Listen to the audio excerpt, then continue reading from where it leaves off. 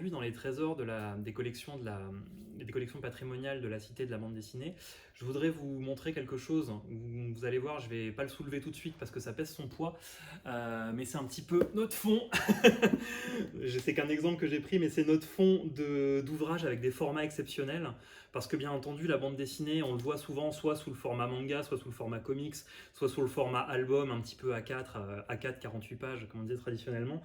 Mais ce qu'il faut savoir, c'est que la bande dessinée, elle sort dans toutes les formes et dans toutes les tailles. On a des bandes dessinées qui sont quasiment microscopiques et on a des choses qui peuvent même être encore plus grandes que ça.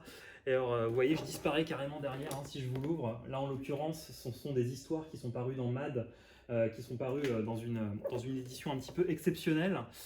Alors pourquoi et comment on acquiert ces fonds?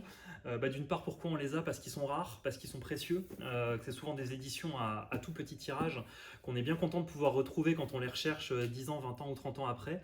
Et comment on les acquiert? D'une part, en faisant une veille documentaire assez importante, c'est-à-dire que chaque année, on essaye de regarder dans les catalogues, même chez les éditeurs étrangers, quelles sont les éditions rares, quels sont les formats un peu uniques, pour pouvoir les acquérir justement avant qu'ils valent beaucoup trop cher pour qu'on puisse se le permettre.